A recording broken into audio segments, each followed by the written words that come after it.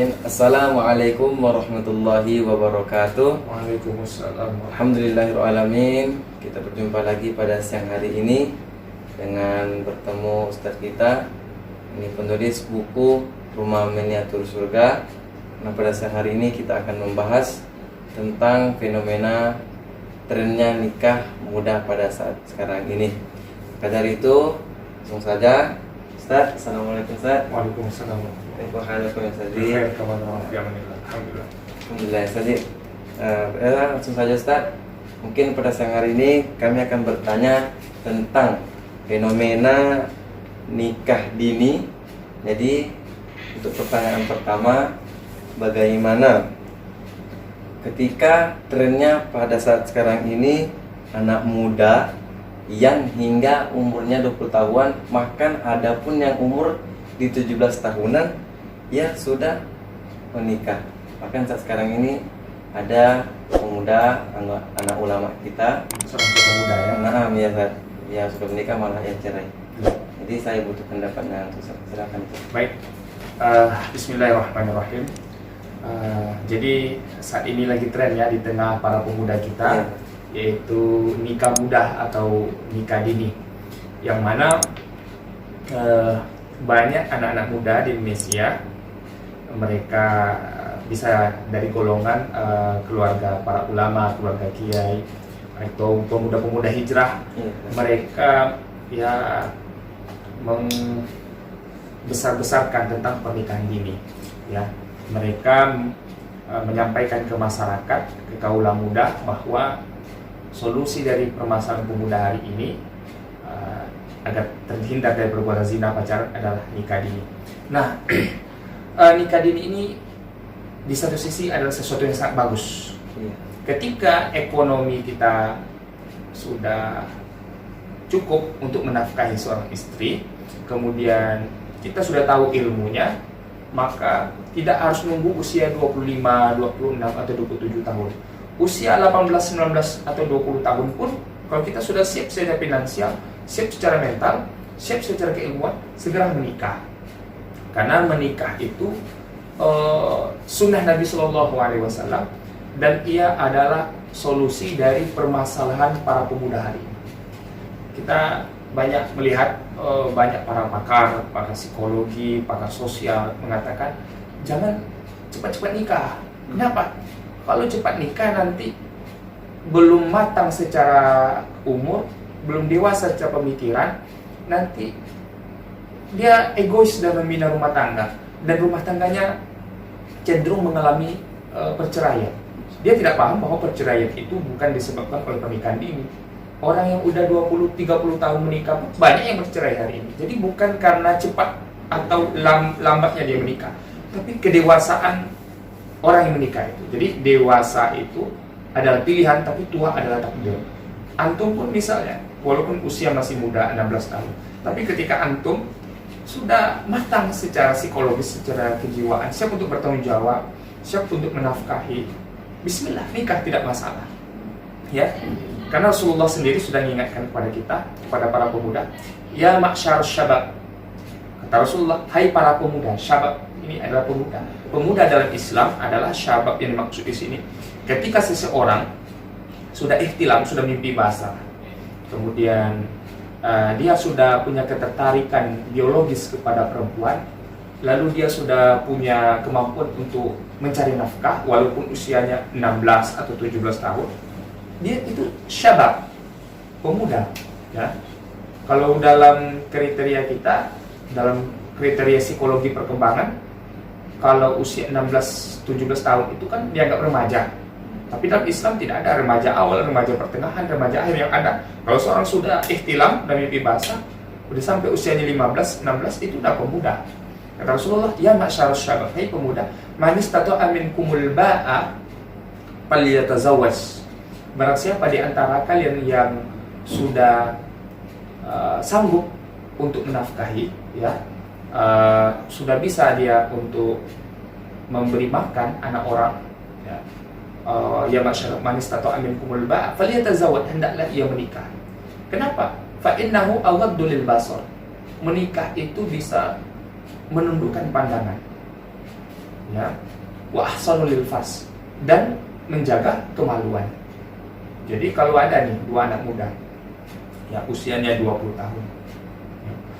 Usia 20 tahun itu kan secara biologis seseorang itu sedang mengalami kenaikan puncaknya kebutuhan biologis. Satu udah nikah, satu belum.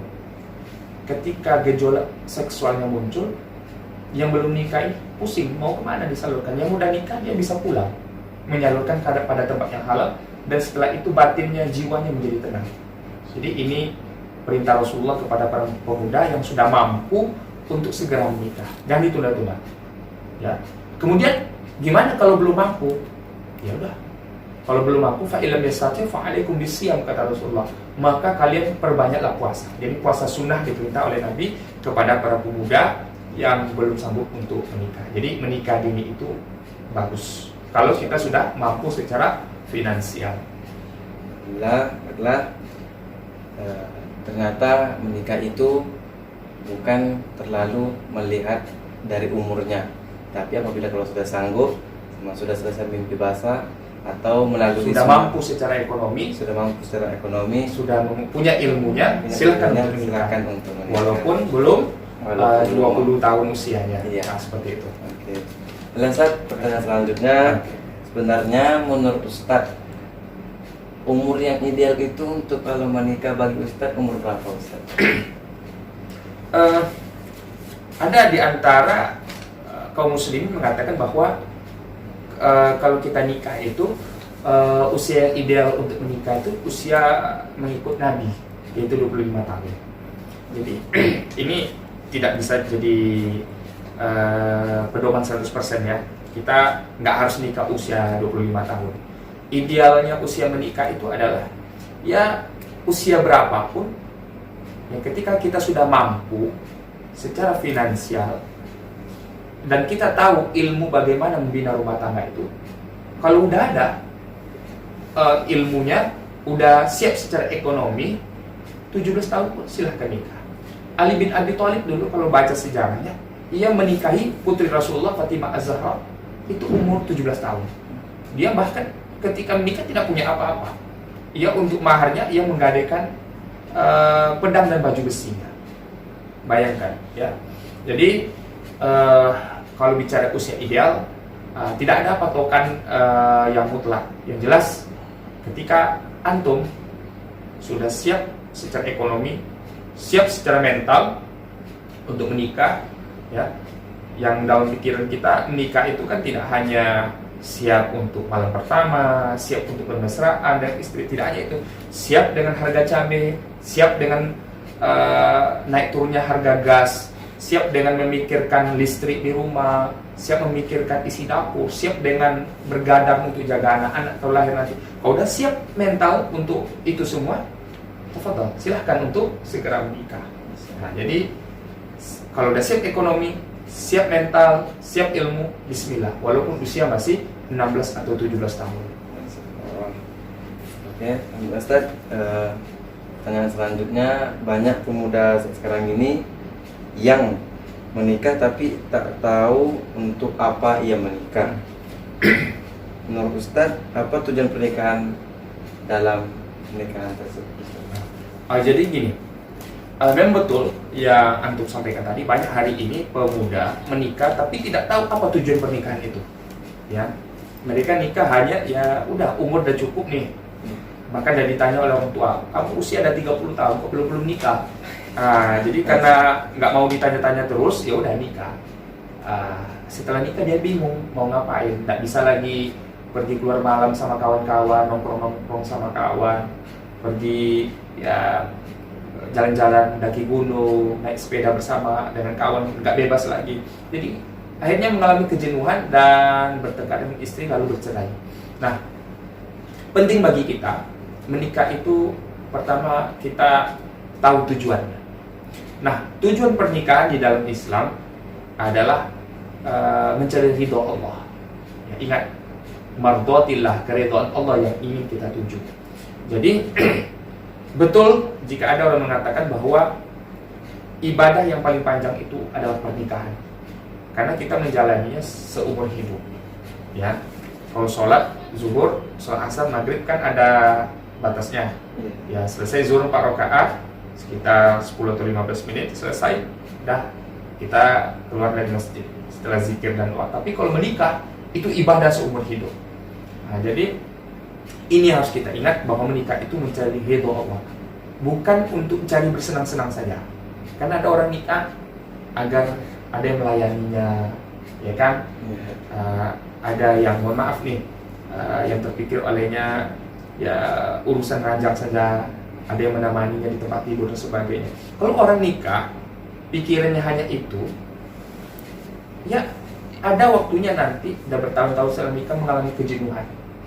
Kalau udah jenuh apa? Bercerai. Na'udzubillah min dzalik. Tapi kalau ridho Allah yang ingin kita cari, kita tidak akan pernah jenuh menjalani rumah tangga. Ya, sampai kematian yang memisahkan. Ya, jadi ridho Allah. Kita bahagia, alhamdulillah. Ketika kita dapat masalah dalam rumah tangga, ya kita bersabar. Ya, karena kita tujuannya adalah mencari ridho Allah Subhanahu wa taala. Nah, tapi harus kita ingat memang rumah tangga itu nggak ada satupun di dunia ini yang ideal. Rumah tangga Rasulullah aja pernah mengalami konflik dengan para istrinya. Ya, Rasulullah pernah menegur Aisyah karena Aisyah suatu hari dalam kata-katanya ia pernah membanggakan dirinya bahwa ia adalah seorang gadis yang lebih cantik, yang lebih muda, perawan. Ketika itu, kenapa dia membanggakan dirinya? Karena Rasulullah SAW pernah membagikan daging dan makanan kepada sahabat-sahabat istri pertama beliau, yaitu Khadijah. Setelah Khadijah meninggal, Rasulullah menjalin silaturahim dengan sahabat-sahabat Khadijah dengan mengantarkan makanan ke tempatnya. Melihat itu, Aisyah cemburu sebagai istri. Lalu dia membanggakan dirinya. Ya Rasulullah, untuk apa engkau mengingat wanita yang sudah keriput di matanya? Bukankah Allah sudah mengganti dengan yang lebih baik darinya? Yang dimaksud Aisyah itu adalah dirinya, bahwa dia gadis muda cantik. Mendengar itu Rasulullah sedikit marah. Wajah Rasulullah merah dan beliau sedikit tersinggung dengan kata-kata Aisyah. Apa kata Rasulullah? Demi Allah, Allah tidak mengganti Khadijah dengan yang lebih baik dari. Tidak ada yang bisa menggantikan Khadijah. Kenapa? Dia membenarkanku ketika semua orang membenci, mendustakan dan mengusir. Jadi ini keistimewaan Khadijah. Jadi mendengar kata-kata Rasulullah itu, akhirnya Aisyah menginsafi dirinya. Dia sadar bahwa apa yang ia lakukan keliru. Jadi dalam rumah tangga biasa ada ya cekcok kecil seperti itu. Tapi tentu saja kita tidak boleh lupa bahwa tujuan kita berumah tangga adalah mardotillah, mencari keridhaan Allah Subhanahu wa taala. Senang dan susah dalam rumah tangga kita serahkan semuanya kepada Allah. Kalau pemuda sudah sadar dia yang seperti itu, paham dengan tujuan pernikahan, insya Allah rumah tangganya akan berkekalan hingga ke surga Allah Subhanahu wa taala. Masya Allah.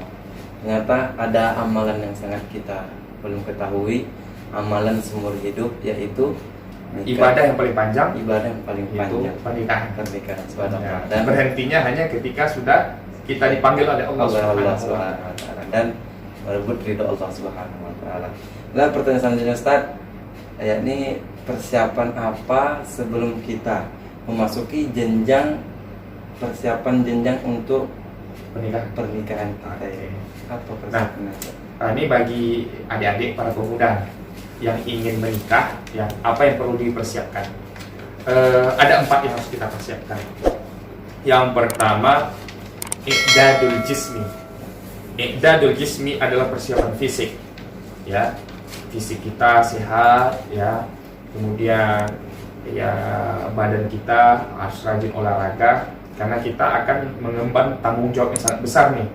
Ya, kemudian mohon maaf nih, kalau ada adik para pemuda ya yang punya penyakit ya seperti mohon maaf nih, kalau waktu masih muda kan anak muda itu kan, para pemuda itu kan biasa ada sebagian yang jorok, kotor, ya kan punya penyakit urat, kudis, panau dan sebagainya. Jadi kalau punya penyakit seperti itu sebelum nikah ya bersihkanlah dulu, diobati dulu. Ya ini persiapan i'dadul jismi itu, ini maksudnya bersihkan dulu agar nanti ketika menjalin pernikahan istri bahagia melihat fisik suaminya. i'dadul jismi, persiapan fisik. Yang kedua, i'dadun nafsi, persiapan mental. Mental kita harus siapkan terlebih dahulu untuk nikah. Jangan nikah orang nikah kita pula, ya nikah ikut-ikutan. Nah, ya jangan seperti itu. Persiapan mental kita, mental nanti untuk ya menghadapi permasalahan yang terjadi pasca pernikahan. Siap mental kita nanti kalau misalnya dalam pernikahan itu kita diuji, nanti pasti diuji tuh. Misalnya tidak punya keturunan, kan ada orang gara-gara tidak punya keturunan bercerai suami istri, ya kan? Padahal punya atau tidak punya keturunan, anak punya atau tidak punya anak dalam pernikahan itu bukan standar kemuliaan. Karena Ummul Mukminin Aisyah radhiyallahu anha seumur hidupnya ia tidak pernah mengandung dan tidak pernah melahirkan anak. Tapi Aisyah tidak berkurang kemuliaannya. Nah, jadi nanti ada pasangan itu yang diuji tidak punya keturunan. Nah, ini mental harus persiapkan sejak ini. Ada permasalahan yang nanti setelah nikah itu mertua campur urusan rumah tangga kita atau orang tua. Ini mental kita harus siap.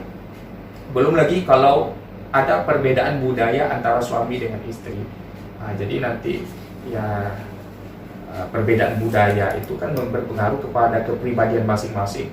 Nah, terkadang suami terkejut dengan tradisi keluarga istri, tradisi dari suku istri, istri terkejut dengan tradisi atau budaya dari suku atau keluarga suami. Nah, sebagian orang ketika mendapati hal seperti ini dia shock, mentalnya akhirnya down. Jadi kita siapkan mental. Ini yang disebut i'dadun nafsi. Yang ketiga i'dadul ilmi, persiapan ilmu kita harus siap, terutama ilmu agama, tahu apa tanggung jawab suami. Jangan untuk hak aja pandainya pada istri. Pas sama istri kamu harus patuh sama suami, taat sama suami, tapi uang belanja tak pernah dicukupi, padahal uangnya cukup, uangnya banyak untuk menafkahi, tapi istrinya dinafkahi tidak cukup. Uang diberikan ke istri itu sedikit, berarti dia tidak tahu dan tanggung jawabnya. Nah, ini i'dadul ilmi, ilmu harus kita persiapkan, terutama ilmu agama. Masing-masing harus tahu dengan tanggung jawab dan haknya. Lalu yang terakhir yang perlu kita persiapkan adalah i'dadul mal, ya, persiapan harta, persiapan finansial, persiapan keuangan. Karena saya membaca dari situs Kementerian Agama, ya, bahwa penyebab utama perceraian di Indonesia itu adalah karena faktor keuangan, ya. Jadi agar ini tidak terjadi di rumah tangga kita, suami perlu sejak dini mempersiapkan keuangannya dengan baik. Tidak harus kaya, tapi harus dia punya sikap mau bekerja keras untuk mencukupi anak istrinya. Kalau dia punya seorang pegawai, agar cukup nanti untuk keluarganya, ya mulailah dari sekarang pikirkan bisnis kecil-kecilan apa yang bisa dikembangkan, ya. Misalnya pemuda nih, antum nih mau nikah nih 3 atau 4 tahun lagi, dari sekarang antum pikirkanlah, ya, usaha apa yang bisa dibuka untuk nanti bisa digunakan menafkahi anak istri nantinya. Nah, ini yang disebut dengan i'dadul mal. Kalau ada persiapan ini, tempat ini, bismillah, silakan untuk menikah. Seperti itu jawabannya, wallahu a'lam bishawab. Masyaallah. Jadi ada 4 sudah. I'dadul jismi, i'dadul nafsi, i'dadul ilmi, i'dadul mal. Masyaallah. Semoga kita bisa mengamalkan bagi yang sudah menikah. Maka Ustaz, mudah-mudahan istiqomah, ya. Mudah-mudahan istiqomah, karena istiqomah paling payah di hidup ini. Ya, pertanyaan terakhir nih Ustaz, bagaimana misalnya nih kita masih kuliah, lalu pendapat atau penghasilan kita itu belum ada Ustaz, tapi kita takut kalau kita nantinya ketika itu kita tidak nikah bisa terjerumus pada zina, ya. Iya Ustaz. Jadi ini banyak yang terjadi di tengah pemuda nih. Iya, masih sekolah, masih kuliah, tapi udah nggak tahan nih, pergi ke kampus, kuliah di kampus umum, jumpa kawan-kawan perempuan yang di situ kan bercampur muslimah, muslim non muslim, ya kan, di kampus umum. Kita ingin menjaga keimanan kita, pergi kampus, jumpa kawan-kawan yang non muslim, ya kayaknya mohon maaf nih, seksi-seksi, kita dampak tak sengaja pusing kepala, ya. Terus mau pacaran takut dosa, ya kan, tidak pacaran, tapi kebutuhan sudah tidak terkendali lagi. Tapi kalau mau nikah nanti gimana? Masih kuliah, ya kan? Belum punya uang untuk menafkahi. Kalau ini terjadi gimana? Ya, solusinya gampang. Fa'ilam yastati, kata Rasulullah. Jika kamu belum sanggup untuk menikah, fa'alaikum bisyam. Hendaklah kamu memperbanyak puasa. Jadi perbanyak aja puasa sunnah. Ya, karena ketika seorang itu sedang berpuasa, maka nafsunya, yang dimaksud di sini adalah nafsu syahwat biologisnya itu akan menurun. Karena yang membuat nafsu ini bergejolak adalah makanan yang kita konsumsi. Ketika makanan yang masuk ke perut kita itu tidak ada, badan menjadi lemah, otomatis nafsu biologis kita juga akan ikut menurun. Nah, ini obat sementara saja, ya, bagi para pemuda yang belum sanggup untuk menikah, mahasiswa atau ya santri atau anak-anak sekolah lainnya belum sanggup, ya inilah solusi sementara, yaitu puasa. Tapi kalau udah punya pekerjaan nanti jangan puasa-puasa lagi, segera untuk menikah dan nikmati ibadah yang halal itu, insya Allah. Seperti itu jawaban saya. Oke. Alhamdulillah, semua pertanyaan sudah dijawab lengkap pada Ustadz kita. Di apa yang telah disampaikan Ustadz kita diamalkan, dikerjakan, dipahami. Semoga ini menjadi amalan ladang untuk memasuki surga Allah Subhanahu wa taala. Terima kasih Ustadz. Semoga ini pertemuan kita Allah berkahi. Amin ya Allah. Dari itu saya undur diri. Saya Taufiq Hidayah. Assalamualaikum warahmatullahi wabarakatuh. Waalaikumsalam warahmatullahi wabarakatuh.